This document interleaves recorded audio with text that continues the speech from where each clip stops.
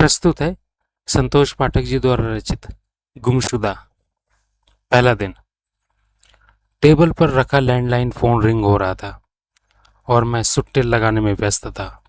इस बात में कोई शक नहीं कि यह मेरी जिंदगी की एक अहम तरीन प्रक्रिया थी जो एहसास कराती थी कि सांसें अभी चल रही हैं।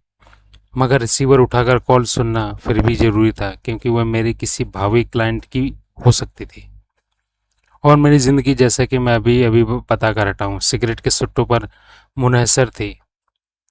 इसलिए क्लाइंट को इंतज़ार कराने का मतलब होता मौत को आमंत्रण देना। क्लाइंट नहीं तो ऐश नहीं, बशर्ते कि आप स्मोक को ऐश की गिनती में रखते हो। और ऐश खत्म होने का मतलब मेरे लिए जिंदा होने का एहसास का मर जाने जैसा था। इसलिए बेहद आवश्यक था कि मैं वह कॉल फ़ौरन अटेंड कर लेता, लेकिन मैंने उसे बजने दिया। इसलिए बजने दिया क्योंकि अगर रिसेप्शन पर मौजूद अपनी सेक्रेटरी, रिसेप्शनिस्ट, पार्टनर, बल्कि सब कुछ को इस बात का एहसास कराना चाहता था कि फ़ोन वह खुद भी रिसीव कर सकती थी। और ये और बात थी कि किसी बात की कामना करने और उसे सच में घटित होता देखने में बहुत फ़र्क होता है। घंटी बजनी बंद हो गई। फिर दरवाजे पर दस्तक हुई। वह नागिन सी बल खाती भीतर दाखिल हुई और दोनों हाथ कमर पर रखकर फुफकारती हुई बोली, कम सुनने लगे हो आजकल? मैंने जवाब देने के बजाय अपलक उसे देखा, उस तरह से जैसे कोई मर्द ही किसी लड़की को देख सकता था। ये तो हद ही हो गई। मैं अभी भी कुछ नहीं बोला। जानते हो, तुम मुझे यूं घूरते हो तो एक नंबर के डॉट डॉट डॉट खोरे लगते हो। जवाब देना मैंने फिर भी जरूरी नहीं समझा। घंटी फिर से बज उठी और इस बार रिसेप्शन पर रखा हुआ फ़ोन बजा, जो अटेंड न किए जाने पर खुद ब खुद मेरे केबिन में ट्रांसफ़र नहीं होने वाला था। उसने क्षण भर और गुस्से से मुझे देखा, फिर एक गहरी आह भरकर कमरे से निकल गई। रिसेप्शन पर पहुंचकर उसने कॉल अटेंड की, फिर मेरी बजा दी। हेलो रैपिड इन्वेस्टिगेशन, मैं बोला, जबकि अच्छी तरह से जानता था कि वह कॉल उसके अलावा किसी और की नहीं हो सकती थी। लाइन पर कोई अमित बजाज है। उसके स्वर में गुस्सा अभी भी बरकरार था। ट्रांसफ़र कर रही हूँ, अटेंड करो। वह यूं बोली जैसे मेरा कोई लिहाज ही ना हो। फिर लाइन ट्रांसफ़र कर दी। इस बार उसकी शहद की चाशनी में डूबे स्वर की बजाय किसी मर्द की खरखराती हुई आवाज़ मेरे कानों में पड़ी। Hello. Hello sir, Vikrant Gokhale, rapid investigation से। Yes sir. आप थोड़ी देर के लिए मेरे घर आ सकते हैं? ऑफ कोर्स आ सकता हूँ। ऑफ कोर्स आ सकता हूँ सर, लेकिन बात क्या है? एक केस डिस्कस करना है। सिर्फ डिस्कस करना है? मेरे माथा पर अनजाने में ही बल पड़ गए। डिपेंड करता है कि आप उसे लेने को तैयार होते हैं या नहीं। नो प्रॉब्लम सर, मैं कॉल अपनी सेक्रेटरी को ट्रांसफ़र कर रहा हूँ। आप उसे अपना एड्रेस और कॉन्टैक्ट नंबर नोट करवा दीजिए। शेड्यूल चेक करके वह आपको बता देगी कि मुलाकात कब तक मुमकिन हो पाएगी। मिस्टर विक्रांत गोखले। मैं ही हूँ सर। अभी अभी तो बताया था। मैं जानता हूँ कि आप ही हैं। बस इतना और बता दीजिए कि काम करने का कोई इरादा है या नहीं आपका। अगर है तो अपना एड्रेस मैं आपके मोबाइल पर भेजे देता हूँ और मुलाकात का वक्त भी आप नहीं, मैं तय करूँगा, जो अभी से ठीक 1 घंटे बाद यानी कि 3:30 बजे का होगा। आप कहिए कि आपको मंजूर है? कमबख्त ने पलक झपकते ही उतार कर रख दी मेरी। क्या मैं उसे इनकार कर सकता था? कैसे कर सकता था, जबकि आजकल एकदम खाली बैठा था। मैं कोशिश करूंगा सर 1 घंटे में आपके घर पहुंचने की, मगर गारंटी नहीं कर सकता। प्रत्यक्षता। मैं बोला, नंबर नोट कर लीजिए मेरा, या अपना नंबर बताइए, मैं उस पर रिंग किए देता हूँ। आप बताइए, वह बोला। जवाब जवाब में मैंने उसे अपना नंबर बताया, जिसे पता नहीं उसने नोट किया भी था या नहीं, मगर रिपीट करने को नहीं कहा और ये बोलकर कॉल डिस्कनेक्ट कर दी कि अगर आप 1 घंटे में ना पहुंच पाए मिस्टर विक्रांत गोखले तो बेशक मत आइएगा। फिर मुझे शीला की हंसी सुनाई दी, खनकती हुई हंसी, जिससे मैं अक्सर खोकर रह जाता था। मगर इस वक्त उस हंसी ने मेरे तन बदन में आग लगा कर रख दी। जाहिर के वह सब सुन रही थी, मगर उस बात पर कोई कमेंट किए बिना मैंने रिसीवर को क्रैडल पर टिकाया और एक बार फिर उंगलियों में दबी सिगरेट के कश लगाने लगा, जो कि अब तक 2/3 से ज़्यादा सर्फ हो चुकी थी। अमित बजाज, मैंने मन ही मन दोहराया। क्या यह नाम मैंने पहले कभी सुना था? लगता था कि सुना था, मगर ये याद नहीं आ रहा था कि कब, कहाँ और किस सिलसिले में सुना था। आगे मैंने गूगल पर वह नाम सर्च किया तो 50 अमित बजाज सामने आ गए, जिसमें 8 तो दिल्ली के ही थे। उनमें से मुझे कॉल करने वाला अमित बजाज कौन था, ये जानने का फ़िलहाल मेरे पास कोई साधन नहीं था, ना ही उसकी कोई ज़रूरत थी, क्योंकि अपना पता तो वह मुझे मैसेज करने ही वाला था। फिर क्यों मैं खामखा अपने दिमाग से कसरत कराता है। इसलिए फ़ौरन वह बात अपने ज़हन में झटक दी और उस अहम काम को अंजाम देने में जुट गया, जो उसकी कॉल के कारण थोड़ा पिछड़ सा गया था। सीआर पार्क के इलाके में पहुंचकर अमित बजाज का एड्रेस खोज निकालना बेहद मामूली काम साबित हुआ। जो उसने कॉल डिस्कनेक्ट करने के मिनट भर बाद ही मुझे व्हाट्सएप पर सेंड कर दिया था। मैं 45 मिनट बाद उस इलाके में पहुंच गया था, मगर फ़ौरन उसके बंगले पर जाने की कोई कोशिश नहीं की। उल्टा उसके सामने से गुजरकर देशबंधु कॉलेज पहुंचा और गाड़ी रोककर वक्त गुजारी करने लगा। खामखा करने लगा, क्योंकि वक्त की जो पाबंदी उसने मुझ पर लागू की थी, वह मुझे सरासर बाम मरोड़ने जैसे लगी और धौंस में आकर काम करना मुझे पसंद नहीं था। किसी भी हाल में पसंद नहीं था, भले ही क्लाइंट हाथ से निकल ही क्यों न जाता। मैं निर्धारित वक्त से पूरे 15 मिनट बाद यानी कि 3:45 बजे उसके दरवाजे पर पहुंचा, जिसके लिए मुझे आधे घंटे अपनी कार में बैठकर बोर होना पड़ा था, मगर मैंने वही किया। असल में मैं उसे जताना चाहता था कि मैं उसके हुक्म का गुलाम नहीं था, मगर क्लाइंट खोना भी नहीं चाहता था। वह सीआर पार्क जैसे महंगे इलाके में रहता था। उसका घर खूब बड़ा और बड़े भव्य ढंग से बना हुआ था, इसलिए उसके रईस होने में भी मुझे कोई शक नहीं था। गेट के बाईं तरफ गाड़ी खड़ी करके मैं नीचे उतरा ही था कि घर के बाहर मौजूद पान के खोखे नुमा केबिन से निकलकर एक गार्ड बाहर आन खड़ा हुआ। उसने बड़ी तत्परता के साथ मुझे सल्यूट किया और फिर बोला, विक्रांत गोखले साहब। हाँ भाई, मैं ही हूँ। आपको थोड़ा वेट करना पड़ेगा सर। क्यों? मेरे माथे पर बल पड़ गए।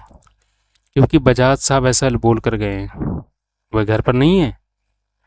आधा घंटा पहले तक यहीं थे सर, फिर किसी ज़रूरी काम से अचानक उन्हें बाहर जाना पड़ गया। बोल कर गए हैं कि 4 बजे तक हर हाल में लौट आएंगे।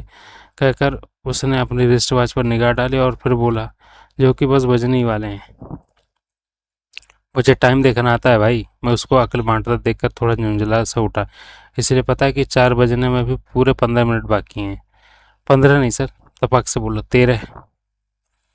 सुनकर मैं बड़ी मुश्किल से खुद को फट पड़ने से रोका। डिजिटल वॉच की सबसे बड़ी समस्या यही होती कि उसमें मिनट का हिसाब रखने के लिए आंखें नहीं फोड़नी पड़ती, जो कि वो अपनी कलाई में बांधे हुए था। घड़ी एनालॉग होती है तो 15 और 13 में फ़र्क पर कमेंट करना आसान नहीं होता। फिर भी उसने सहज ही मेरी 15 मिनट बाकी वाली बात को कबूल कर लेना था। आप ड्राइंग रूम में बैठकर इंतज़ार कर लीजिए सर, कहते हुए उसने लोहे के खूब बड़े फाटक के एक पल्ला खोल दिया, जो कि 30/70 की रेशियो में बटा हुआ था। उसने 30 वाला खोला था, क्योंकि कार तो मैं पहले ही पार कर चुका था। नहीं भी किया होता तो वो शायद मुझे गाड़ी भीतर ले जाने की इजाज़त दे देता। किधर है ड्राइंग रूम? एकदम सीधे चले जाइए सर, आगे जो गेट मिलेगा वह हॉल में ही खुलता है। किसी चीज़ की ज़रूरत समझे तो वहाँ सेंटर टेबल पर रखी बेल को बजा दीजिएगा। सहमति में सिर हिलाते हुए मैंने गेट पर के कंपाउंड में कदम रखा, जो कि 2-2.5 हज़ार स्क्वायर फीट से कम का तो क्या ही रहा होगा। आगे ब्लैक ब्रिक से बना एक रास्ता था जो मुख्य इमारत तक जाता था। वो इतना चौड़ा था कि उस पर से एक साथ 2 गाड़ियाँ गुजर सकती थी। बाएं तरफ को कंपाउंड में कुछ कमरे बने हुए थे, जो यकीनन सर्वेंट क्वार्टर ही थे, जबकि बाकी के एरिया में हरी हरी हरी घास उगी हुई थी और जगह जगह फूलों के गमले रखे हुए थे। मेरी निगाह दूर से ही इमारत के गेट तक जा पहुंची। उसके सामने दो गाड़ियां खड़ी थी, जिसमें से एक ऑडी और दूसरी स्कॉर्पियो थी। उनकी परली तरफ जमीन से 2 फीट की ऊंचाई पर ठोस लकड़ी का एक बड़ा ही खूबसूरत दरवाजा दिखाई दे रहा था, जिसकी नक्काशी काबिल तारीफ थी। मैं उस दरवाजे तक पहुंचा तो पाया कि वह आधा खुला हुआ था। उसे थोड़ा और धकेलते हुए मैं खामखा आवाज दी, कोई है? खामखा इसलिए क्योंकि गार्ड की बातों से इतना अंदाजा मुझे पहले ही हो गया था कि वहाँ किसी नौकर चाकर के दर्शन मुझे नहीं होने वाले थे। तभी उसने सेंटर टेबल पर मौजूद बेल्ट के बारे में मुझे एडवांस में बता दिया था। मैं हॉल में दाखिल हुआ। अगले ही पल किसी परफ्यूम की भीनी भीनी सुगंध ने पलक झपकते मेरी सारी झुंझलाहट दूर कर दी। मुश्क इतनी तेज थी कि जिससे मैं ये सोचे बिना नहीं रह सका कि उसे मेरे वहां पहुंचने से कुछ मिनट पहले ही स्प्रे किया गया था। भीतर दाखिल होते होते के साथ ही सबसे पहले मेरी निगाह उन सीढ़ियों पर पड़ी जो हाले के बाएं तरफ गोल गोल घूमती हुई ऊपर को जा रही थी। वे आरसीसी की न होकर लोहे की थी। स्टेप लकड़ी के फट्टों से बनाए गए थे और बेहद खूबसूरत लग रहे थे। सीढ़ियों से होती हुई मेरी निगाह ऊपर गई तो पाया कि वहां पहली मंजिल पर गोलाकार रेलिंग लगी हुई थी। इसमें शीशे जड़े थे। मकान 2 मंजिलों तक उठा हुआ था और नीचे से लेकर ऊपर तक हॉल वाला हिस्सा पूरा का पूरा खाली था। सीलिंग के साथ वहां की खूबसूरती से मैच करता एक खूब बड़ा झूमर लटक रहा था, जिसकी डिजाइनर रोड इतनी लंबी थी कि वह पहले माले के तल तक पहुंच रहा था। फर्श का मखमली कारपेट फर्श पर मखमली कारपेट बिछा था, जिसमें मेरे जूते धंसे जा रहे थे। सच कहूं तो उन पर शूज़ पहनकर आगे बढ़ने में मुझे बहुत हिचकिचाहट हो रही थी, जब जैसे वह मेरे पैरों तले गंदे हुए जा रहे हों। रूम फ्रेशनर की मुश्क को मैंने एक बार फिर से नोटिस किया, जो वह पहले से ज़्यादा तेज महसूस होने लगी थी। वैसे भी हर तरफ रईसी की बू आ रही थी। ऐसे में अपने घर के ड्राइंग रूम में अगर वह 24 घंटे में भी रूम फ्रेशनर स्प्रे करवाता तो क्या बड़ी बात होगी। हॉल खाली पड़ा था। किसी नौकर ने मेरा स्वागत नहीं किया। कोई मुझसे चाय पानी पूछने वहां नहीं पहुंचा, जो कि रईस होने के साथ साथ तनिक मालिक की कंजूसी की तरफ इशारा करता जान पड़ता था। मगर उससे क्या फर्क पड़ता था? मैं कौन सा वहाँ चाय पानी करने आया था। सामने हॉल के दाएं हिस्से में एल आकार में 7 सीटर सोफा और उसके सामने 2 सोफा चेयर रखी हुई थी। बीच एक सेंटर टेबल मौजूद थी, जिस पर रखी विस्की की बोतल और 2 गिलास मुझे दूर से दिखाई दे गए। सोफे के पीछे दीवार पर एक पेंटिंग लगी थी, जिसमें कोई खास बात अगर मेरी समझ में आई तो वह बस इतनी थी कि वहाँ टंगी वह बेहद खूबसूरत लग रही थी। दूसरी कोई बात खास नहीं मेरे पल्ले पड़ी। सच कहूँ तो वैसी पेंटिंग अगर मुझे मार्केट में दिखाई दी जाती तो मैं उसे 500 में भी खरीदने को तैयार नहीं होता, क्योंकि कला का कदरान तो मैं बिल्कुल भी नहीं था। और यूं कह लीजिए कि मुझ में इतनी समझ नहीं थी कि वे बड़े कैनवास पर उकेरी गई आड़ी तिरछी लकीरें, पानी के फव्वारे और उसके नीचे मौजूद एक बच्चे को जो फव्वारे के भीतर जाने की कोशिश करता जान पड़ता था, देखकर उसका कोई खास मतलब निकाल पाता। हाँ, ये सोचकर मेरा मन बाग-बाग ज़रूर उठा कि विस्की का इंतज़ाम बजाज ने मेरे लिए एडवांस में कर रखा था, जबकि वैसा सोचने की कोई तुक नहीं बनती थी। बावजूद इसके, अगर वह इंतज़ाम सच में मेरे लिए ही था, तो उसका बस एक ही मतलब बनता था, और ये कि एक पैग पिलाकर दिखावे की थोड़ी इज्जत बख्शने के बाद वह फीस के नाम पर मुझसे तगड़ा मोल भाव करने वाला था। इसलिए मैंने मन ही मन फैसला किया कि केस की जानकारी हासिल कर चुकने के बाद जायज़ फीस को, जो मुझे उस जैसे किसी रईस शख्स से चार्ज करनी चाहिए, 1.5 से मल्टीप्लाई करके उसे बताने के बाद विस्की की इज्जत रखने का दिखावा करते हुए 0.5 का डिस्काउंट दे दूंगा, यानी कि क्लाइंट खुश और मेरा कोई नुकसान भी नहीं होता। मैं आगे बढ़ा और जाकर सोफे पर यूं पसर गया जैसे वह मेरा खुद खुद का घर हो। उस दौरान एक बार फिर विस्की की बोतल पर मेरी निगाह टिक कर रह गई। मैंने दूर से उसका नाम पढ़ा, अमृत सिंगल मार्ट 10 ईयर ओल्ड। मैं अंडे नहीं देता था जनाब, लेकिन आमलेट की जानकारी मुर्गी से कहीं ज़्यादा रखता था, इसलिए लेवल पढ़कर मेरे मुंह से सिसकारी सी निकल गई। वैसे ही बोतल 65-70 हज़ार से कम की तो क्या आती होगी। यानी बजाज की राइसी साबित करती एक और बात, जिसने मुझे बता दिया कि आगे केस चार्ज जो भी हो, चार्ज में हैवी करना था। नहीं करता तो वह उसका फ़ायदा और मेरा नुकसान तो होता ही, साथ में मेरी और मेरे प्रोफेशन दोनों की बेइज्जती होकर रहनी थी। बोतल को मैंने फिर भी ललचाई निगाहों से देखा।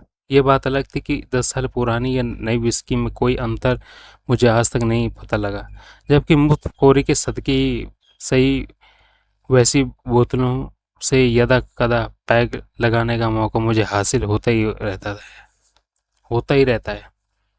तब लोग बाग बड़े गर्व से बताते हैं कि ये 10 साल पुरानी है, ये 12 साल पुरानी है, ये 15 साल पुरानी है। सुनकर मन में पहला ख्याल यही उठता था कि अगर पीकर बदहजमी तो नहीं हो जाएगी, कहीं ये एक्सपायर तो नहीं हो गई होगी। नहीं ये होती होगी, वरना उसके लिए आधा लाख से ज़्यादा की रकम भला कौन बेवकूफ़ खर्च करके। इसलिए ये भी तय था कि पुरानी शराब में कुछ तो आनंद होता ही होगा। आखिर बड़े बड़े शायरों ने ऐसी बोतलों की शान में कसीदे पढ़े हैं, तो बेवजह तो नहीं पढ़ दिए होंगे। मगर सच यही था कि ऐसी चीज़ें मुझे पैसों की बर्बादी के अलावा और कुछ नहीं दिखती थी। मगर बजाज को भला इससे क्या फ़र्क पड़ने वाला था। वह भी तब जबकि दौलत उसके घर में हर तरफ रची बसी जान पड़ती थी। दिली हुआ बोतल खोलकर एक पैक गटक जाऊं, मगर वैसा कर कर सरासर अपनी बेइज्जती कराने वाली बात होती, इसलिए जैसे कि तैसे ही सही सही खुद को जब्त कर गया। देखते ही देखते 10 मिनट गुजर गए। मुझे ऊँघ सी आने लगी, मगर बजाज के कदम वहाँ नहीं पड़े, बल्कि किसी नौकर के चाकर के दर्शन भी नहीं हुए। वह दूसरी बात मुझे ज़्यादा हैरान कर रही थी। फिर मेरे मन में एक नया ख्याल आया, कहीं अमित बजाज मेरा पैंतरा मुझे पर तो नहीं जमा रहा था। मतलब जानबूझकर मुझसे वेट कराना चाहता हो, क्योंकि मैं वहाँ 15 मिनटों की देरी से पहुंचा था। जो भी हो, अपनी इस बेसब्री का एहसास तो मैं उसे नहीं होने देने वाला था। इसलिए सोफे की पुश्त पर सिर टिकाकर यूं बैठ गया जैसे मुझे उस इंतजार से कोई फर्क न पड़ता हो। उस दौरान एक बार फिर मुझे उसका नाम जाना पहचाना सा महसूस हुआ, मगर इस बार भी नहीं याद आया कि कब और कहाँ सुना था। हाँ, इतने की मुझे गारंटी थी कि वह कभी मेरा क्लाइंट नहीं रहा था। ना ही मैंने आज से पहले कभी उसके घर में कदम रखा था। आगे 10 मिनट और गुजर गए। अब मेरा हैरान होना वाजिब था। कहाँ मर गया साला, मैंने सोचा।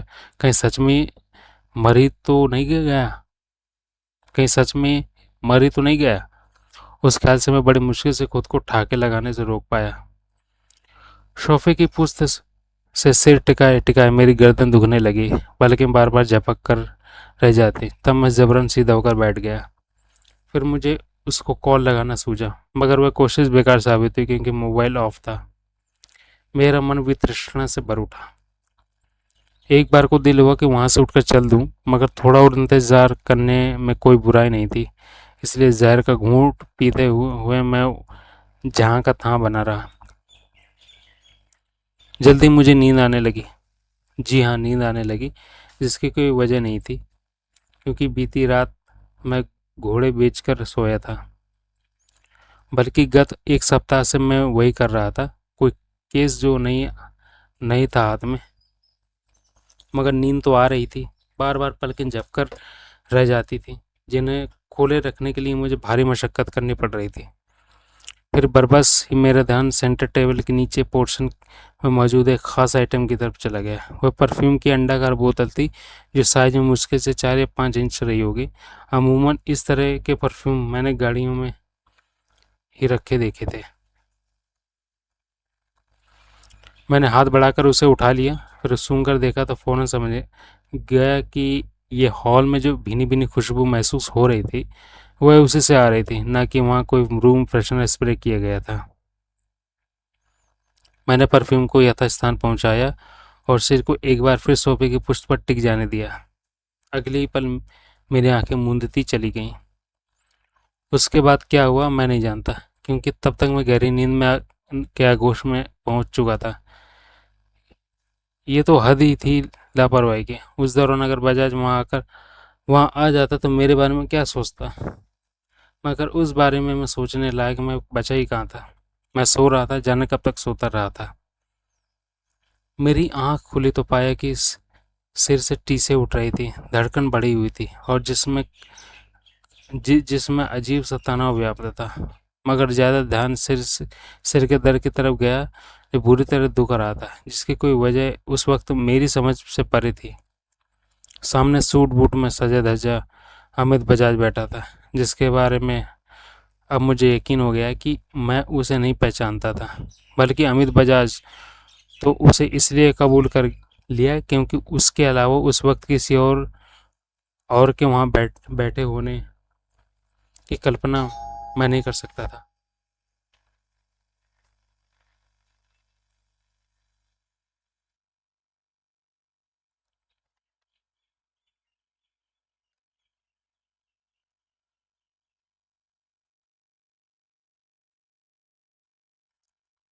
वह ड्रिंक कर रहा था। मुझे सीधा होकर बैठता पाकर उसने क्षण भर को अपलक मुझे देखा, फिर व्यंग सा कसता हुआ बोला, तो नींद खुल गई जासूस साहब की? सॉरी सर, पता नहीं कैसे। It's okay. मैं सफाई की नहीं मांग कर रहा तुमसे। Thank you. ड्रिंक लोगे? हाँ प्लीज़।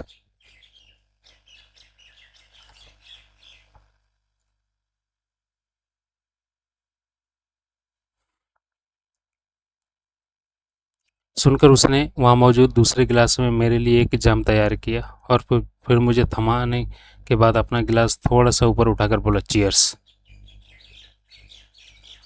चीयर्स, मैं अनबने भाव से बोला, एंड सॉरी। अब भूल भी जाओ यार, हो जाता है कभी कभी।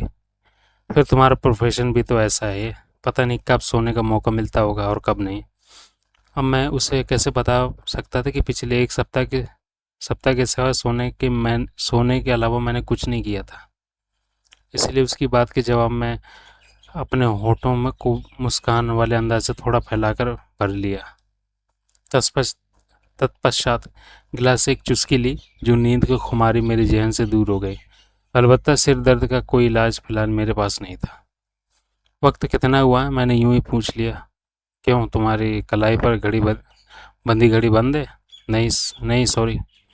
कहकर मैंने रिस्ट वॉच पर निगाह मारी तो ये देखकर हैरान हो गया कि 6 बजने को थे, यानी मैं करीब पौने 2 घंटे उस सोफे पर सोता रहा था। वैसे अच्छा ही हुआ जो तुम्हें नींद आ गई। सच में? हाँ भाई, मैं खुद भी तो लेट हो गया था, बस अभी 5 मिनट पहले ही पहुंचा हूँ। फिर तो वाकई अच्छा हुआ सर। कहते हुए मैंने हौले से हंस हंस पड़ा। तो अब केस की बात करें। केस? हाँ भाई, तुम और किस लिए आए हो यहाँ? विक्रांत गोखले ही हो ना? जी हाँ, जी हाँ। क्या जी हाँ, तुम गोखले हो या? अब हम केस की बात कर सकते हैं? मेरा मतलब दोनों से ही था सर। मन ही मन तिलमिलाते हुए मैं बोला, अब बेशक केस की बात कर सकते हैं क्योंकि मैं वही हूँ जो आप समझ रहे हैं। गुड। मामला गुमशुदगी का है। स्वीटी 15 दिनों से लापता है। आपकी बेटी? नहीं भाई, मैं तो सिर्फ 35 का हूँ और आगे 5 सालों तक औलाद के कोई चाह नहीं है, इसलिए बीच में मत टोको, खामखा की अटकलें भी मत लगाओ। ओके, तो मामला स्वीटी की गुमशुदगी का है। और क्या कह रहा हूँ मैं? आगे तो बढ़िए जनाब, यहाँ आपने सिर्फ इतनी जानकारी देने के लिए तो मुझे बुलाया नहीं होगा। नहीं, इतना तो मैं फ़ोन पर भी बता सकता था। कहकर उसने गिलास से एक चुस्की मारी, फिर बोली, स्वीटी का पूरा नाम है स्नेहलता। वह सुखद यादव की बेटी है जो हमारे यहाँ 5 सालों से काम कर रहा है। मैं निराश हो उठा। मोटी उजरत हासिल करने की तमन्ना दम तोड़ती सी दिखाई देने लगी।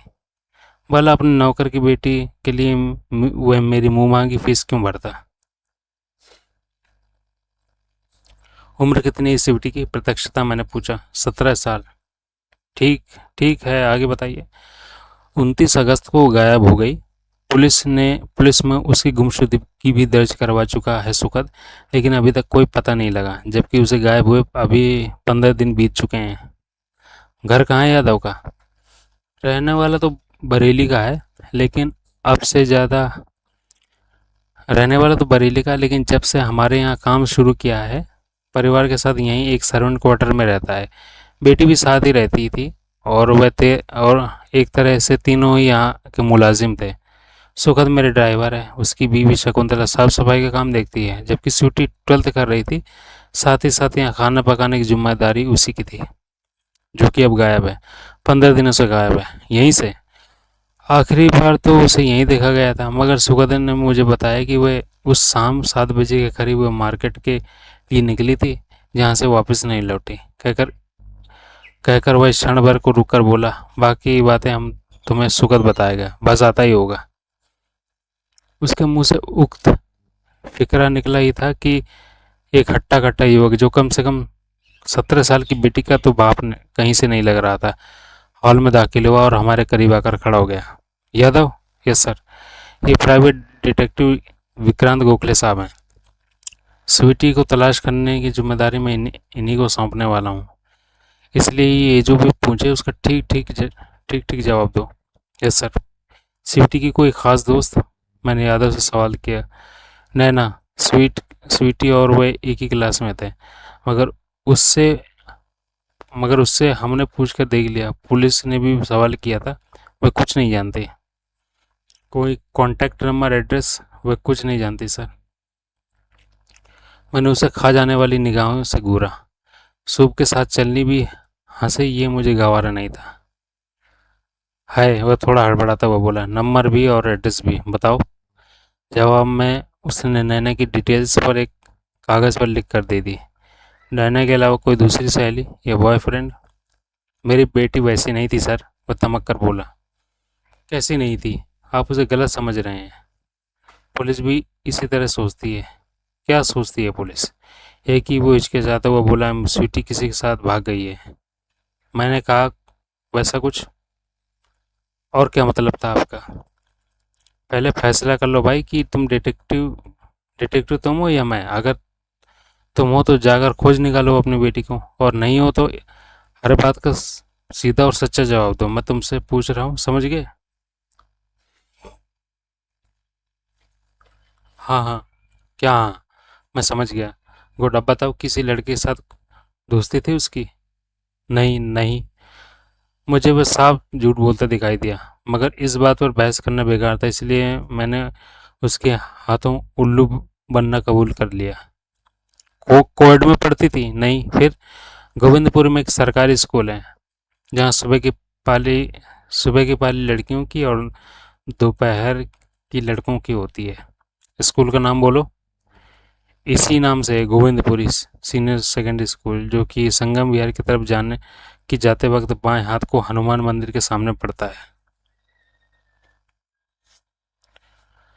बजाज साहब ने बताया कि आखिरी बार यहाँ से 29 अगस्त की शाम को 7 बजे मार्केट के लिए निकली थी।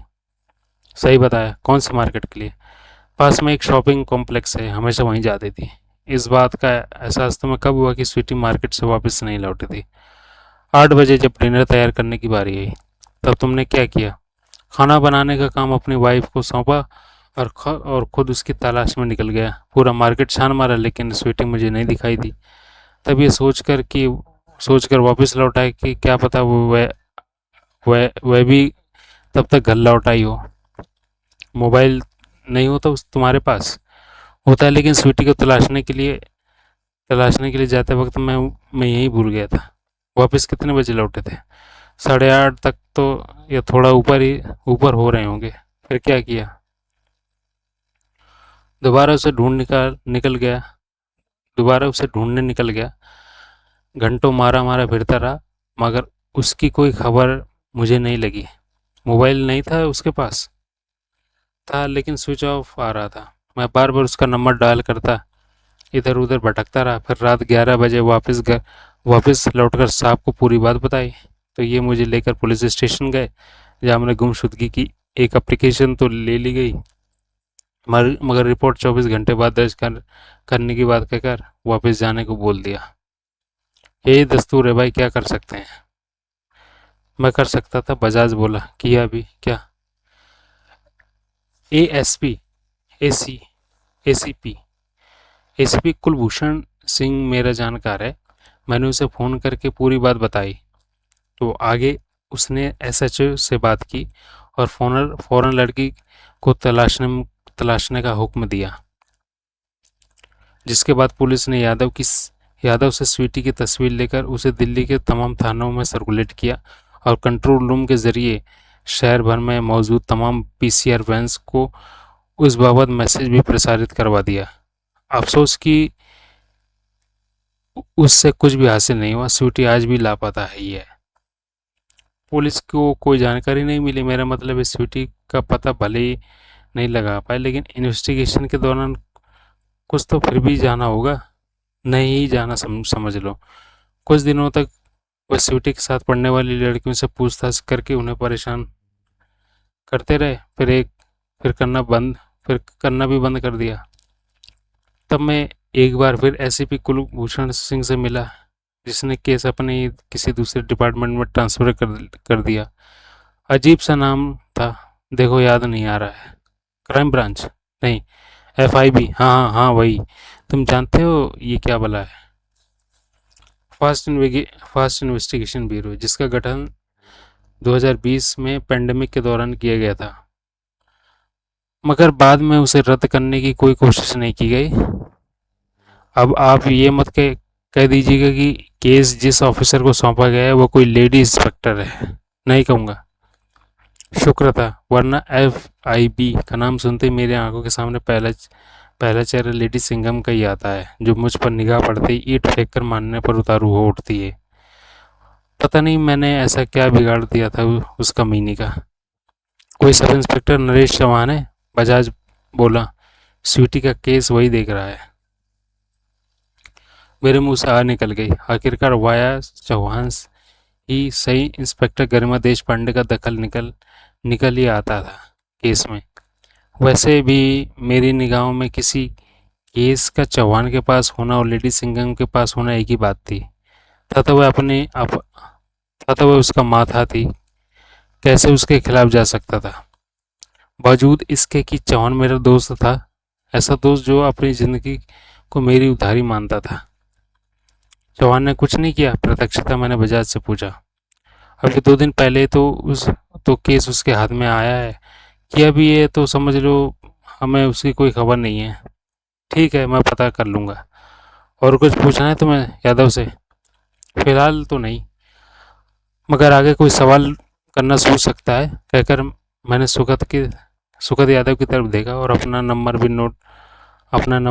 भी नोट कर दो इस कागज़ पर। उसने कर दिया। अभी ये केस मेरा है, इसलिए तुम अपनी बेटी की फिक्र भी पूरी तरह मुझ पर छोड़ दो। वह जहाँ भी है मैं उसका पता लगा लूँगा। थोड़ा वक्त लगेगा, मगर निराश नहीं होना पड़ेगा तुम्हें, क्योंकि आज तक मैंने किसी को निराश नहीं किया है। सुनकर उसने हौले से मुंडी हिला दी। उसके बाद बजाज ने उसे बाहर का रास्ता दिखाया। मेरे हाथों में थमे खाली गिलास पर एक निगाह मारकर बोला, और लोगे? नहीं सर, थैंक यू। क्या लगता है स्वीटी खुद कहीं चली गई है या किसी ने उसे अगवा कर लिया है? अगवा की कोई वजह नहीं दिखाई देती सर, इसलिए ज़्यादातर चांसेस इसी बात की वो खुद कहीं चली गई है। और या तो भले इनकार करे, मगर लगता है कि वो किसी लड़के के साथ उसका अफेयर था, जिसके साथ उसने घर छोड़ दिया। बाकी असल में क्या हुआ था इसका पता तो इन्वेस्टिगेशन आगे बढ़ने के बाद ही लग पाएगा। गुड। अब अब अपनी फीस बोलो। ये सोचकर बोलना कि मेरे लिए ये काम चैरिटी के अलावा कुछ नहीं है, यानी कि मुँह सुखद यादव की औकात देकर खोलना, ना कि मेरी। जबकि केस आप दे रहे हैं। बेशक दे रहा हूँ, बेशक दे रहा हूँ भाई। इसलिए दे रहा हूँ क्योंकि गुज़िश्ता सालों में स्वीटी के साथ बहुत लगाव हो गया था मुझे। ऐसी लड़की का कुछ बुरा होते मैं नहीं देखना चाहता। मुझे पहले से यकीन था कि वह नौबत आकर रहेगी, इसलिए मैं तैयार था। एक मुश्त बोलूँ या रोज के हिसाब से? एक मुश्त बोलो। 3 लाख ज़्यादा है। काम का साइज भी तो देखिए सर। मुझे एक ऐसे केस में जामारी करनी जिसके लिए दिल्ली, मुंबई, कोलकाता भी जाने कहाँ कहाँ भटकना पड़ सकता है। काम आसान होता तो क्या पुलिस पहले ही उसे नहीं खोज निकाला होता? अच्छा याद दिलाया। एक बात स्वीटी के बारे में तुम्हें बताना भूल गया। वह फिल्मों की बहुत शौकीन थी। उससे पूछो क्या बनना चाहती थी तो वो कहती थी एक्ट्रेस। कहीं वही बनने के लिए तो यहाँ से गायब नहीं हो गई? ठीक। क्या पता लगता है। हालांकि वैसी बातों पर एक दो बार मैं उसे अच्छी तरह समझा भी चुका था। ये भी ये भी कि फिल्मों में काम पाना आसान नहीं होता, उसके लिए जाने क्या क्या करना पड़ता है। आम लड़की तो बस अपनी ज़िंदगी ही बर्बाद करती हैं, वैसे वैसे किसी कोशिश से। डोंट वरी सर, मैं पता लगा लूँगा। बस आप फीस पर हुज्जत करना बंद कीजिए। कहो तो 3 लाख, कहा तो 3 लाख बहुत ज़्यादा हैं। 2 पर डन करो, 2.5 लाख। उसने क्षण भर विचार किया और फिर हामी भरते हुए बोला, आधा अभी और आधा काम होने के बाद। लड़के का पता लग गया तो बाकी के 1.25 लाख तुम्हारे हवाले, और नहीं लगा पाए तो मैं एडवांस वसूलने नहीं आऊँगा। ऐसा आज तक नहीं हुआ जनाब, जब बंदे ने कोई केस हाथ में लिया और वह अधूरा रह गया हो। ये तो बहुत अच्छी बात है। ठीक है, स्वीटी को खोज निकालो और बाकी के 1.25 लाख लेकर आओ। 1.25 लाख लेकर जाओ। कहो तो उसका अभी चेक एडवांस दिए देता हूँ। ज़रूरत नहीं है। कहते वक्त अचानक ही मेरी निगाह सीढ़ियों की तरफ उठ गई। एक हट्टी कट्टी महिला फुदकती सी ऊपर की तरफ बढ़ी जा रही थी। उसने मैरून रंग का सलवार कुर्ता पहना हुआ था, जो इतना मामूली था कि उस औरत की कल्पना मैं अमित बजाज की बीवी के तौर पर नहीं कर पाया। मेरे देखते ही देखते वो पहली मंजिल पर पहुंचकर निगाहों से ओझल हो गई। तत्पश्चात अमित बजाज ने 1,25,000 का चेक लेकर मैं उठ खड़ा हुआ। अपनी निगाहों में 50,000 निगोशिएट करवाकर उसने भले ही तीर मारा हो, लेकिन मेरी निगाहों में वो निरा अक्ल का अंधा ही साबित हुआ था। मुझे अपने घर बुलाने के बजाय अगर उसने यादव को मेरे ऑफिस में भेज दिया होता तो मैं लाख रुपए से ज़्यादा नहीं मांगने वाला था। हिम्मत ही नहीं कर पाता। जो अमित बजाज की ठाट बाट देखकर कई गुना बढ़ गई थी। खबर करते रहना, बजाज बोला। बिल्कुल करूँगा। तभी साहब जी कोई औ- गो साहब जी कोई औरत गला फाड़ कर चिल्लाई, ओ साहब जी। तत्काल हम दोनों की निगाह सीढ़ियों की तरफ उठ गई। एक औरत एक एक छलांग में 2-3 सीढ़ियां फांदती नीचे चली आ रही थी। फिर एकदम से उसका बैलेंस बिगड़ा, वो मुंह के बल धड़ाम से आगे आगे गिरी, फिर फिसलती हुई नीचे पहुंच गई। जबकि सीढ़ियां गोल गोल घूमी हुई थी। उस रास्ते में कहीं ना कहीं तो पक्का अटक जाना चाहिए था। मगर किस्मत खराब हो तो इस बात से कोई फर्क नहीं पड़ता कि सीढ़ियां गोल थी या एकदम सीधी। ऊपर से वह थोड़ी भारी बदन वाली थी, इसलिए भी शायद नीचे पहुंचने तक खुद को संभाल नहीं पाई। हम दोनों उठकर तेजी से उसके पास पहुंचे। औरत का चेहरा लहूलुहान हो चुका था और जिसके जिस्म में कोई हरकत भी नहीं दिखाई दे रही थी। मैंने झुककर उसकी नब्ज टटोली, फिर ये देखकर रात की सांस ली कि वह जिंदा थी, वरना मैं उसकी लाश की कल्पना भी कर चुका था। जिंदा है? बजाज ने पूछा। हाँ। कौन है ये? शकुंतला, यादव की बीवी। चिल्लाई क्यों थी? आवाज़ ही ऐसी इसकी। बोलती है बोलती है तो लगता है गुस्सा हो रही हो, आवाज़ देती है तो लगता है चिल्ला रही है। कहकर उसने यादव का फ़ोन करके वहाँ बुलाया।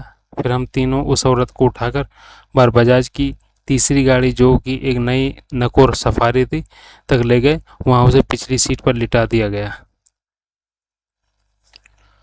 फौरन नज़दीक से किसी प्राइवेट अस्पताल लेकर आ फौरन नज़दीक किसी प्राइवेट अस्पताल लेकर जा, और खर्च की परवाह करने की कोई ज़रूरत नहीं है, वह सब मैं देख लूँगा। Thank you sir. बल्कि तू शकुंतला के साथ बैठ, मैं गाड़ी चलाने के लिए किसी और को बुलाता हूँ। कहकर उसने मोबाइल पर कोई नंबर डायल किया, फिर संपर्क होते ही बोल पड़ा, दयानंद फौरन गेट पर पहुँच। जवाब में फुल स्पीड दौड़ता हुआ 20-25 साल का एक लड़का वहाँ पहुँचा और कमर पर हाथ रखकर जोर जोर से सांसें लेते हुए बोला, क्या हुआ साहब जी? मैंने हैरानी से उसे देखा। उससे कहीं ज़्यादा हैरान वह खुद होता अगर उसने मेरी सूरत देख ली होती। अब मुझे ये भी याद आ गया कि बजाज सरनेम बार बार मुझे जाने पहचाने क्यों लग रहा था। शकुंतला का चोट लगी है, हामिद बजाज बोला। सुखद के साथ अस्पताल जा और तब तक वहीं रुक जब तक ज़रूरी दिखाई दे। यहाँ सब मैनेज मैं कर लूँगा। ठीक है सर, कहता हुआ वह ड्राइविंग सीट पर सवार हो गया, जबकि यादव पहले अपनी बीवी के साथ बैठ चुका था, जिससे अभी तक होश नहीं आया था। गाड़ी वहाँ से निकल गई। ये कौन था? मैंने पूछा। दयानंद यादव, 2 साल पहले काम पर रखा था इसे। सुगत का मेरा भाई है, लेकर भी वही आया था इसे। करता क्या, हरफन मौला है, ड्राइविंग आती है, मालिक का भी काम कर लेता है, बल्कि ज़रूरत हो तो खाना भी बना सकता है। लेकिन ज़्यादातर गाड़ी चलाता है। आपकी नहीं, अंशिका की। वह कौन है? मेरी बीवी है भाई। ओह, इसमें ओ वाली क्या बात है गोखले? इतनी लंबी बातचीत के दौरान मैडम का कोई जिक्र जो नहीं आया। क्यों आता? उसकी परिश उसकी पेशानी पर बल पड़ गए। तुम यहाँ सुगत की लापता बेटी का केस डिस्कस करने आए थे, या अंशिका का, जो मैं उसे तुम्हारे सामने ला खड़ा करता? मेरा वो मतलब नहीं था। फिर क्या मतलब था? उसके सवालों से मुझे कोफ्त से महसूस होने लगी। कम वक्त तक खामा खाम बाल की खाल खींच निकाल रहा था। कोई मतलब नहीं था। प्रत्यक्षता में थोड़ा झुंझला सा उठा। इसलिए कोई सॉरी वगैरह बुलवाना चाहते तो साफ बोलिए, वरना आप इजाज़त दीजिए। मैं मजाक कर रहा था यार, जो कि मुझे पसंद नहीं आया। थैंक यू कहकर मैं गेट की तरफ बढ़ गया। रास्ते पर दयानंद मेहता का नाम मेरे जहन में कौंता रहा, इसलिए क्योंकि पिछले महीने, आज से करीब 15-20 रोज पहले, हम दोनों की एक बेहद बदमज़ा मुलाकात हो चुकी थी।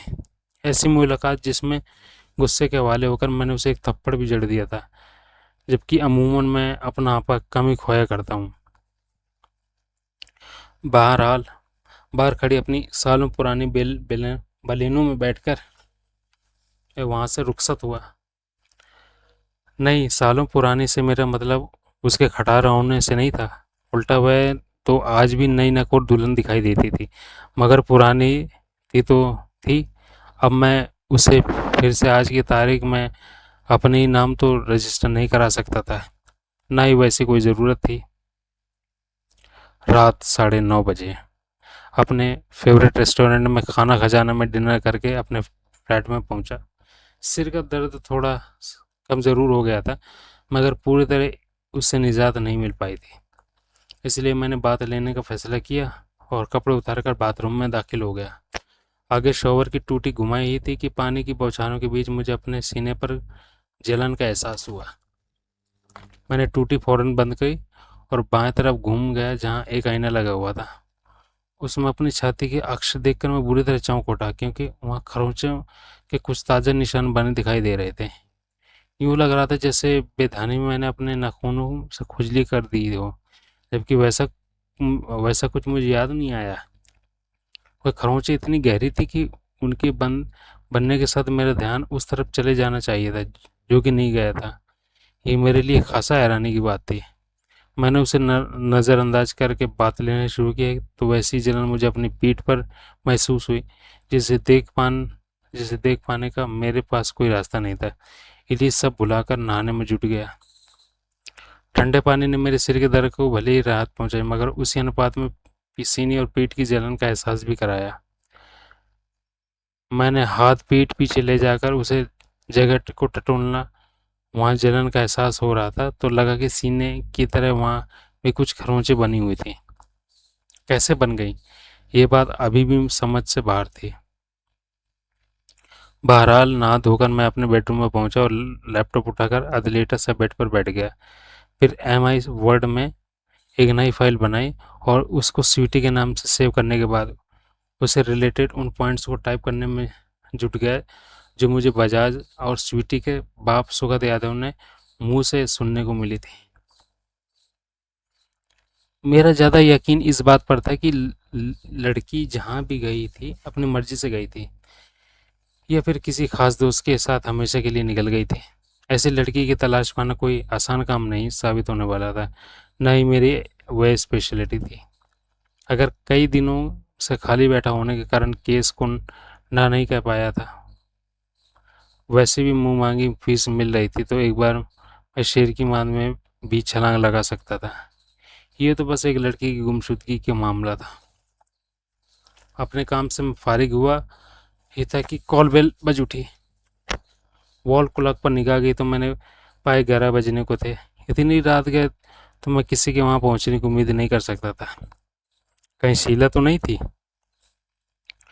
उस सोच से मुझे फुर्ती से भर दिया। मैंने एक बरमूडा पहना, कमर से ऊपर के जिस्म को टी शर्ट से ढका, फिर पैरों में स्लीपर डालकर दरवाजे खोलने पहुंच गया। कौन? पुलिस। वह चौहान की आवाज़ थी, जिसे पहचान कर मैंने तुरंत दरवाजा खोल दिया। फिर वो फिर ये देखकर हक्का बक्का रह गया कि चौहान वहाँ अकेला नहीं पहुंचा था, बल्कि इंस्पेक्टर गरिमा देश पांडे भी उसके साथ थी। 4 सिपाही और थे, जिसमें से मैं एक को भी नहीं पहचानता था। Good evening madam. जवाब में उसने मुझे घूर कर देखा, फिर बड़े खिन्न भाव से बोली, रास्ता छोड़ो। क्या क्या हो गया? इस पर इस बार उसका दायां पंजा मेरी छाती पर पड़ा। वह मुझे धकेलते हुए भीतर दाखिल हुई, साथ में बाकी के 5 पुलिस वाले भी, जिसमें से चौहान एक था। मैडम, बात क्या है? आप जल्दी में हैं? नहीं, लेकिन आपकी आमद की वजह जाने के बिना मैं मन को चैन नहीं पड़ने वाला। वजह जानकर और बेचैन हो उठेंगे गोखले साहब, कहते हुए आगे बढ़कर सोफे पर बैठ गई। इसलिए मैं चाहती हूँ कि पहले तसल्ली से बैठ जाएं आप, और घबराहट दूर करने की कोई गोली वगैरह रखते हो तो खा लीजिए। सुनकर मैं बड़े ही शिकायती अंदाज में चौहान की तरफ देखा।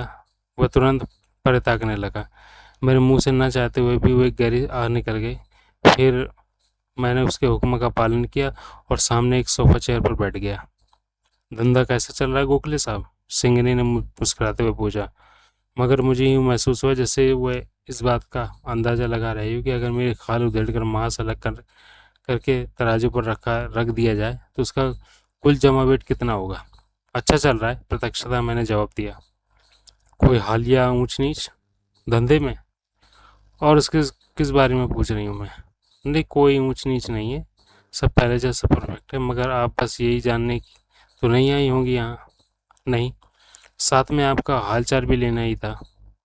काफ़ी लंबा अरसा बीत चुका था आपकी शक्ल देखे, इसलिए सोचा क्यों ना खुद चलकर आपकी खोज खबर ले ली जाए।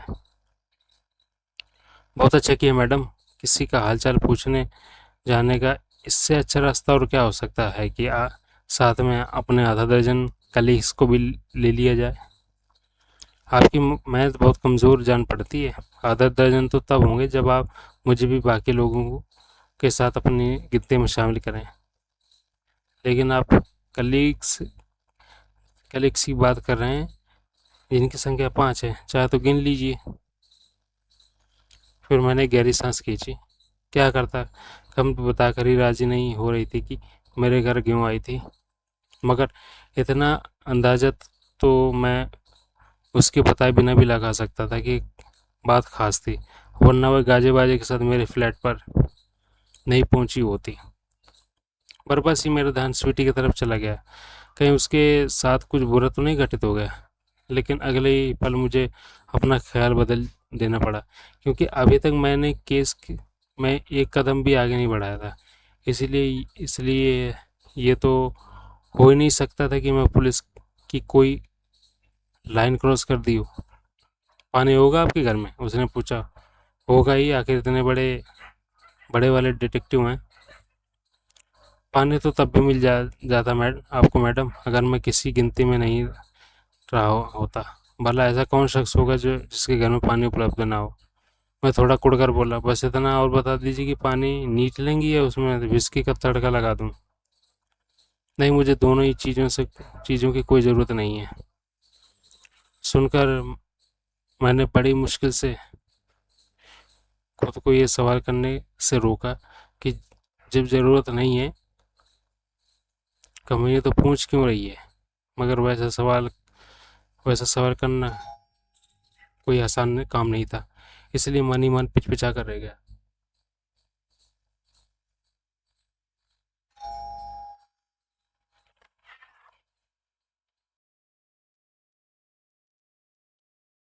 और बस ही मेरा ध्यान स्वीटी की तरफ चला गया। कहीं उसके साथ कुछ बुरा तो नहीं घटित हो गया था। लेकिन अगले ही पल मुझे अपना ख्याल बदल देना पड़ा, क्योंकि अभी तक मैंने केस में एक कदम भी आगे नहीं बढ़ाया था। इसलिए ये तो हो ही नहीं सकता था कि मैंने पुलिस की कोई लाइन क्रॉस की हो। पानी होगा आपके घर में? उसने पूछा। होगा ही, आखिर इतने बड़े डिटेक्टिव हैं। पानी तो तब भी मिल जाता आपको मैडम, अगर मैं किसी गिनती में नहीं आ रहा होता। भला ऐसा कौन शख्स होगा जिसके घर में पानी उपलब्ध ना हो। मैं थोड़ा कुड़ कर बोला, बस इतना और बता दीजिए कि पानी नीट लेंगे या उसमें कुछ विस्की का तड़का लगा दूं। नहीं, मुझे को दोनों ही चीज़ों की कोई ज़रूरत नहीं है। सुनकर मैं बड़े मुश्किल से खुद को ये सवाल करने से रोका कि जब ज़रूरत नहीं है कमीने तो पूछ क्यों रही है। मगर वैसा सवाल करना क्या कोई आसान काम था, इसलिए मन ही मन पिचपिचा कर रह गया। एक काम कीजिए गोखले साहब, क्या चुल्लू भर पानी लीजिए और उसमें डूब मरिए। अब मेरा धैर्य जवाब दे गया, ये नेक काम आप खुद क्यों नहीं कर लेती। क्योंकि मुझे डूबने से डर लगता है और मेरा तो पूरा ख़ानदान स्विमर है। नहीं, इस बारे में आप मुझसे बेहतर जानते होंगे। आप मुद्दे पर नहीं आ सकती। साफ साफ क्यों नहीं बताती आधी रात को यहाँ क्यों आई हैं। अभी 11 बजे हैं, बड़ी हद कुछ मिनट ऊपर गए होंगे। वही सही, क्यों आई हैं आपको चुल्लू भर पानी में डूबता हुआ देखने के लिए। गलत आदमी के पास पहुंच गई हैं। मुझे यूं अपनी जान देने का कोई शौक़ नहीं है। अब अब या तो आप अपने आने की वजह बताइए या फिर मैं अभी 100 नंबर डायल करके पुलिस ब्रूटिलिटी की कंप्लेन करता हूँ। आपने कहा ब्रूटिलिटी? वो बड़े ही नाटकी अंदाज में बोले, ऐसा क्या कर दिया हमने आपके साथ? रात के 11 बजे किसी लॉ अबाइडिंग सिटीजन के घर पहुंच कर बेवजह उसे परेशान करना भी मेरी निगाहों में ब्रूटिलिटी ही है। अच्छा सॉरी, मुझे पता नहीं था, कहकर उसने छड़ पर बड़े ही ध्यान से मेरी तरफ देखा और फिर बोली, अपनी टी शर्ट उतारिए प्लीज़। किस लिए? क्योंकि मैं ऐसा करने को कह रही हूँ। इनकार करेंगे तो वही काम मैं अपने कलीग्स को करने को हुक्म दे दूँगी, जिसके बाद आपकी लिनन की ये टी शर्ट जो कि 2000 से कम की तो क्या होगी, चीथड़ों में बदल जाएगी। अरे पता तो लगी कि ऐसा वाहियात हुक्म आप क्यों दे रही हैं। अरमान, उसने एक सिपाही की तरफ देखा, साहब की टी शर्ट उतारो भाई। अभी लीजिए मैडम, कहकर वह मेरी तरफ बढ़ा ही था कि मैं गुर्रा उठा। वहीं रुक जा भाई, वरना अच्छा नहीं होगा। आप पुलिस को धमका रहे हैं? हाँ मैं धमका रहा हूँ। नतीजा जानते हैं, ज़्यादा से ज़्यादा गिरफ्तार कर लेंगे और क्या, मगर किए रख नहीं पाएंगे। इस बात की मैं अपनी गारंटी किए देता हूँ, क्योंकि मेरा कोई अफसर आपको आज़ाद कराने के लिए हेडक्वार्टर पहुँच जाएगा। Like Atul Joshi murder case 2020, आपको तो याद ही होगा। बेशक याद है, मगर इस वक्त इसका कोई मतलब नहीं बनता। मैं बस इतना कहना चाहता हूँ कि पहले वजह बताइए, फिर चाहे जो कीजिए, मगर उससे पहले किसी ने भी मुझे हाथ लगाने की कोशिश की तो अंजाम अच्छा नहीं होगा। और आप मेरी धमकी ही समझिए। हम 6 जने हैं गोखले साहब। वो फिर मुस्कुराई, आप सुपरमैन हैं तो और बात है, वरना कैसे रोक पाएंगे हमें। मुझे वो जवाब नहीं सूझा। एनीवे, मैं आपके अरमान अभी पूरी किए देती हूँ, कहकर उसने चौहान की तरफ देखा। साहब को बताओ भाई, हम इन पर क्या चार्ज लगाने वाले हैं। चौहान हिचकिचाया, क्यों मुश्किल हो रहा है मैडम, क्यों मुश्किल हो रहा है? वो बात नहीं है मैडम, लेकिन केस के संदर्भ में हम हेडक्वार्टर पहुँच कर भी तो इससे सवाल जवाब कर सकते हैं। यहाँ भी क्या हर्ज है? अकेली ही तो है गोखले साहब, कहकर उसने मेरी तरफ देखा। पक्का अकेली ही है ना? नहीं है तो साहब बोलिए, हम आपको अपने साथ ले चलते हैं, ताकि इस साथी के सामने आपकी इज्जत का कचड़ा होने से बच जाए। मैं अकेली ही हूँ, कहकर मैं चौहान का मुखातिब हुआ। तुम बेहिचक बता सकते हो। पता तो लगे कि मैंने ऐसे क्या कर दिया जिस कारण तुम लोग मुझे गिरफ्तार करने यहाँ पहुँच गए। तुझ पर रेप एंड मर्डर का आरोप है गोखले। मैं हकबकाया सा उसकी शक्ल देखने लगा। इसलिए मैडम के सवालों का सच सच जवाब दे, और ये जो कह रही हैं उसे करके दिखा। तुम्हारा मतलब है कि इतने लोगों के सामने नंगे होकर डांस करना शुरू कर दूं? क्योंकि सवाल तो अभी तक मुझसे पूछे ही नहीं गए हैं। अरे अरे, ये तो बड़ी ज़्यादती हो गई है आपके साथ, कमीनी फिर से बोल पड़ी। चलिए गलती अब सुधार लेते हैं। बताइए दोपहर से लेकर अभी तक आप कहाँ थे, क्या किया, मतलब सब कुछ क्या डालिए।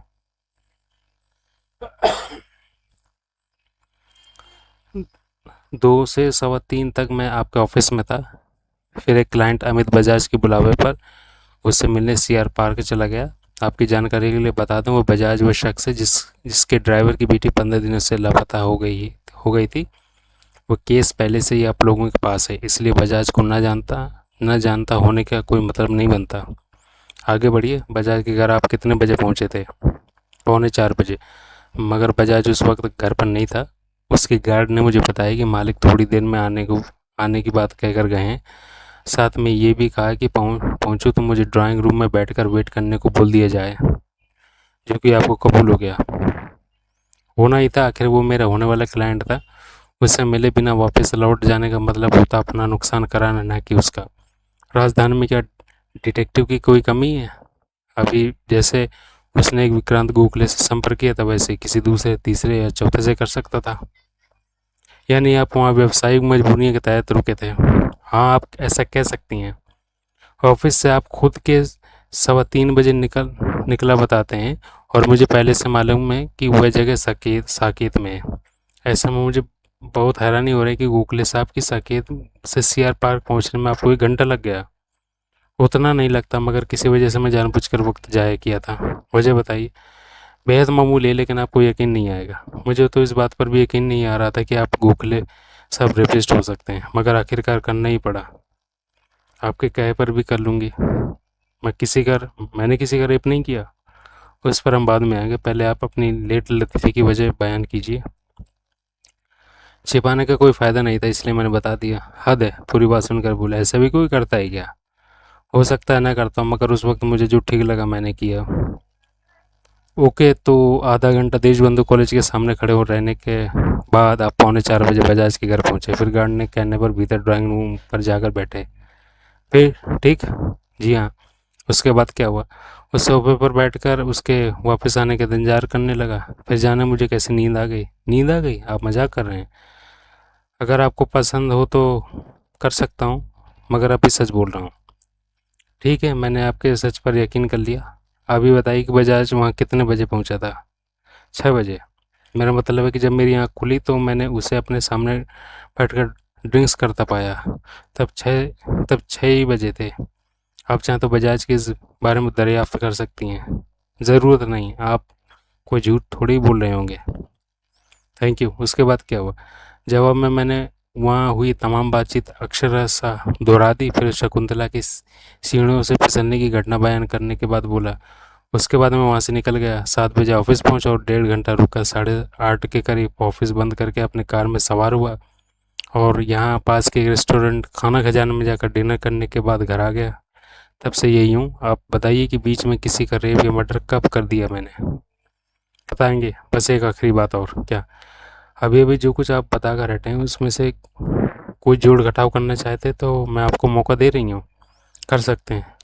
अपनी किसी बात से मुकरना चाहते हैं तो बेशक मुकर जाइए, मैं आपकी ज़ुबान नहीं पकड़ूंगी, मगर बाद में ऑफ़र आपको नहीं मिलेगा। नहीं, 2 बजे के नहीं, 2 बजे के बाद मैंने जो कुछ कहा, हाँ, वह आपको बता चुका हूँ। इसके अलावा मुझे कुछ नहीं कहना। अब बताइए कि रेप किसका हुआ और स्वीटी हुआ है? स्वीटी का? ऐसा ख्याल आपके जहन में क्यों आया? कोई ख़ास वजह नहीं, बस यूं ही आ गया। आप कह दीजिए कि मैं गलत कि आप ये कह दीजिए कि गलत है तो मेरे मन को चैन मिल जाएगा। जबकि आप कभी उस लड़की से मिले तक नहीं है। बेशक नहीं मिला, लेकिन वह महज 17 साल की बताई जाती है। भगवान न करे उसके साथ कोई हादसा घटित हो गया हो। यानी 17 से ज़्यादा होती तो आपको परवाह नहीं होती। मेरा वो मतलब नहीं था। चलिए, आपका ये कहा भी कबूल कर लेते हैं। अब बराए मेहरबानी अपनी टी शर्ट उतारिए। अब भी उतारता हूँ, बस इतना बता दीजिए कि आप उससे हासिल क्या करना चाहती हैं। अक्सर ऐसा होता है गोखले साहब कि ज़बरदस्ती के वक्त खुद को बचाने के लिए इंसान हमलावर के साथ भिड़ जाता है। तब अनजाने में ही बहुतेरे ऐसे निशान बन जाते हैं जो बाद में उसकी पोल खोल देते हैं। हम भी आपके जिस्म में वैसे किसी निशान की उम्मीद कर रहे हैं। सुनकर मेरा दिल लरज उठा। अब उन खरोंचों में मुझे कोई भेद दिखाई देने लगा जो मेरी छाती और पीठ पर बने थे। अगर भेद नहीं था तो इस वक्त मेरे लिए भारी फजीहत की वजह बनने जा रही थी। जल्दी कीजिए। वैसे निशान मेरे सीने और पीठ पर मौजूद है मैडम। छिपाने का कोई फ़ायदा नहीं था, इसलिए मैंने बता दिया। कैसे बना मैं नहीं जानता, बल्कि उस तरफ मेरा ध्यान भी तब गया जब यहाँ पहुँचकर मैंने बात लेना शुरू किया। यानी आप कबूल कर रहे हैं कि अपराधी आप ही हैं? मैं कुछ कबूल नहीं कर रहा, लेकिन आपकी बातें सुनकर मुझे किसी बड़े षड्यंत्र की बू आने लगी है। आप इस पर अब इस बात पर भी शक होने लगा कि बजाज की बजाज के घर में मेरे नींद के हवाले हो जाना खामखा की बात नहीं थी। उस बारे में कोई स्पष्टीकरण देने का मौका आप खो चुके हैं, इसलिए टी शर्ट उतारिए प्लीज़। मजबूरी थी, उतारना पड़ा। तब कमीनी ने यूं खरोंचों का मुआयना किया जैसे माइक्रोस्कोप से किसी कीड़े का परीक्षण कर रही हो, फिर बोली, बनियानी भी उतारिए। मरता क्या ना करता, वैसे अंदाज में मैंने वह भी किया।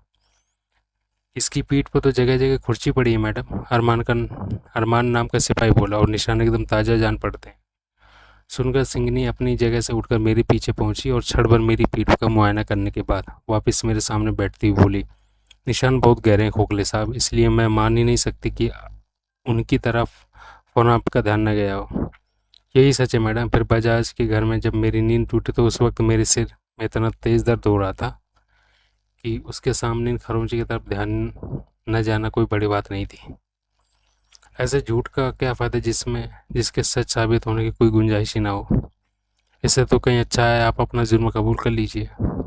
जिस मर्दानगी के साथ आपने एक औरत का रेप किया, उसी मर्दानगी के साथ आप खम ठोंक कर कहिए कि हाँ मैं ही अपराधी हूँ। ये झूठ को फूट कर खुद को कमज़ोर साबित करना क्या आपको शोभा देता है गोखले साहब? क्या कहने हैं आपके? मतलब खामखा सूली पर चढ़ जाऊँ, फांसी का फंदा अपने गले डाल लूँ? इतना बड़ा अक्ल का अंदर दिखाई देता हूँ मैं आपको? वह तो आप बराबर हैं, नहीं होते तो वारदात को अंजाम देने के बाद कहीं गायब हो जाते। तब तक दिल्ली का रुख नहीं करते जब तक आपके जिस्म पर बने घावों के निशान पूरी तरह मिट नहीं जाते। लेकिन गलती हर अपराधी करता है, आपने भी की। अफसोस कि इतना होशियार डिटेक्टिव इतनी आसानी से पुलिस के चंगुल में फंस गया। फंसता मैं इसलिए दिख रहा हूँ क्योंकि मैडम मैं बेकसूर हूँ। नहीं नहीं होता तो बेशक वही किया होता जो आप अभी अभी बयान करके हटी हैं। आपने ही किया है, और ये बात जल्दी हम साबित भी कर देंगे। ज़रा फोरेंसिक जांच हो जाने दीजिए, फिर पलक झपकते एक बड़ा एविडेंस हमारे हाथ में आया होगा। तब मैं देखूंगी आप कितने बड़े डिटेक्टिव, और आपकी तरफ आपकी तरफदारी के लिए मेरे पास आता है। कहने के बाद वहाँ खड़े सिपाहियों की तरफ देखकर बोली, गिरफ्तार कर लो इन्हें। ये क्या बात हुई? मैं हड़बड़ाया। वही जिसके होने की आपको कोई उम्मीद नहीं रही होगी गोखले साहब। सच पूछिए तो आपकी इस वक्त की सूरत देखकर मुझे बड़ा तरस आ रहा है, मगर क्या करूं, पुलिस की वर्दी पहनी है तो ड्यूटी भी तो करनी ही पड़ेगी। उसकी मुस्कान पहले से कहीं ज़्यादा गहरी हो उठी, जैसे मुझे तपाकर अंगारों पर लूटने को मजबूर करके उसे आनंद की अनुभूति हो रही है। मैंने एक बार फिर चौहान की तरफ देखा, जो मुझसे निगाह नहीं मिला पा रहा था, जबकि मैं अच्छी तरह से जानता था कि वो चाहकर भी मेरी गिरफ्तारी को टाल नहीं सकता था। कैसे वो अपने सीनियर को ये कह पाता कि मुझे हिरासत में लेना, अपना इरादा ड्रॉप कर दे। सुना नहीं, सिंगनी ने वहाँ खड़े सिपाहियों को कसकर घूरा, ले चलो इन साहब को अपने साथ। अरे पता तो लगे कि जो हुआ किसके साथ हुआ था, और आपको मुझ पर शक क्यों है? मैं बौखलाए से बोला। आप पर शक क्यों है ये मैं पहले बता चुकी हैं। रही बात विक्टिम की तो मिस्टर गोखले, तो फॉर योर काइंड इन्फॉर्मेशन मैं बता दूं, आपकी अंशिका बजाज के बलात्कार और कत्ल के इल्ज़ाम के तहत पुलिस कस्टडी में लिया जा रहा है। अंशिका बजाज? मेरे जहन में धमाका से हुआ। मैं हक बगाया सब बस उस कमीनी की सूरत देखता रह गया जिसने अहम बात की जानकारी मुझे सबसे बाद में दी थी, वह भी तब जब मैं खुद पूछ बैठा, वरना जाने कब तक उस बात को राज बनाए रखने वाली थी।